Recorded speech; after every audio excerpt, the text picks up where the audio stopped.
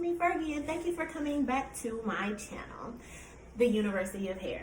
So today I'm going to teach you guys how to take measurements for a custom wig. It's a practice that is done inaccurately most times, if done at all.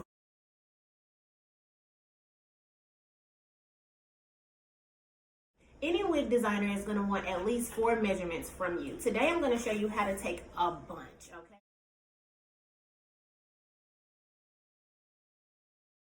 So say that you are in a situation like we're in now. A lot of us are quarantined because of COVID-19, and so people are ordering wigs online. So if someone is going to custom make this wig for you, you're going to want to get specific measurements. So let's start with a YOUpart wig. With the YOUpart, the first thing that you want to do is part out the section of hair that you want to leave out. So let's say I'm going to have leave out. Obviously, my hair is much too short to be trying to have a leave out, but I'm going to mock having leave out for you so that you can see what you need to measure. So we're going to do a middle part. Excuse me if my parting is crooked. You will get your parting just right, okay? And then this back part here would be out as well, but I don't have a clip handy to block that off, okay? So that's my leave out, right here. And how about we just take that like that and then do that, okay? So that's my leave out, right?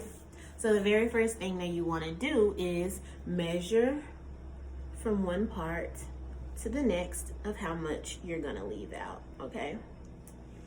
So I'm leaving out 2 inches. Cool.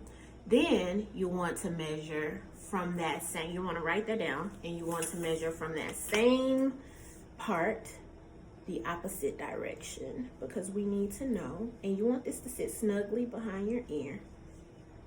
Come back around to the other side, and you want to pull it taut but not tight.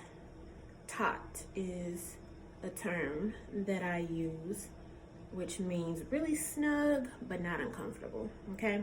So then you want to take this measurement, and it's 19 and a half, and you want to write that down, okay? Then you want to take from the back here, I'm gonna remove this clip, where your parting ends, down to the nape, okay? And then you want to take that number, which is 9 and a half, and write that down, okay? So that's for a YOUpart wig.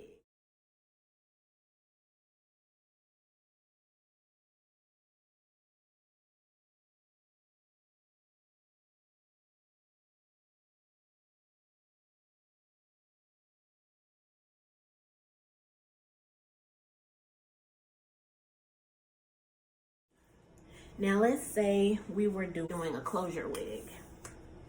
Then we would want the complete circumference.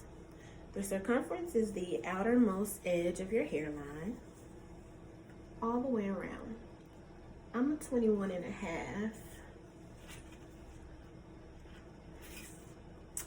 It's reading 22, but I like to go a half size smaller because I like my units to be really snug, especially now since I have a short haircut. I don't have any place to put combs around the perimeter, just in the top. So I don't want my wig to slip, so I'd like it to be tighter. If you know that tight wigs give you a headache, then you may want to do like a half of an inch wider, okay? If you have a place that you can secure your wig with combs. And then you want your front to back. So the very front of your hairline. And if you have a larger forehead and you like to actually camouflage that, then you can go forward before your hairline. I don't. My forehead is a decent size, like it's kind of big, but I don't like to overcompensate for my hairline. So you want to go from the front back to that nape, okay?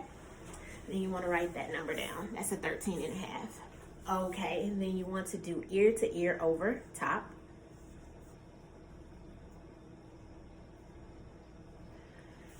And I'm a 12.5, and that's the end of the closure measurements for me. Now, some people will like to get the nape, and that's from the beginning of the hairline. Turn around for you all. On this side to the end of the hairline on the other side. I'm a 5.5.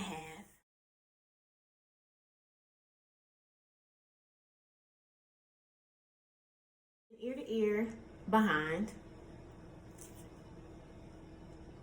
I like to start a little bit before my ear because I typically will put the elastic band right in front of the ear. Then I take this down and around across my nape, back up to the other side and in front of the other ear. And that's 13. Typically, I will subtract 1.5 inches to 2 inches depending on how tight my client wants their wig to cut off the elastic band, if that makes sense. So mine is 13. So I take it down to 11.5 and cut an 11.5 inch of elastic for my elastic band. Okay, and then there is temple to temple. So you want to measure from, I think I'm a 16.5, but you want to measure from one temple across the back. Make sure you go along your occipital bone.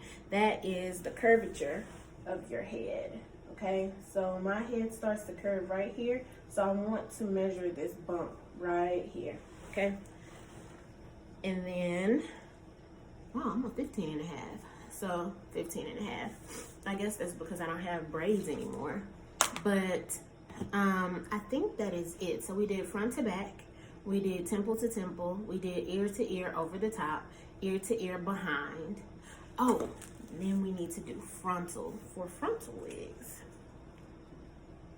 From here, and if you like sideburns, you want to pull it down to where you want your sideburn, across and down to the other edge. And I'm a 12. Okay, that concludes pretty much all the measurements that you'll need for your wigs, and being able to record them properly so that you can get the perfect custom fit wig. Thank you again for tuning into my channel today. I greatly appreciate it. Don't forget to subscribe, share, like, and comment. And if you have any questions, or if you have any suggestions, or if you have any video topics that you want to share, make sure you comment them below, because I'm definitely going to be involved and engaging with you guys. Thank you so much.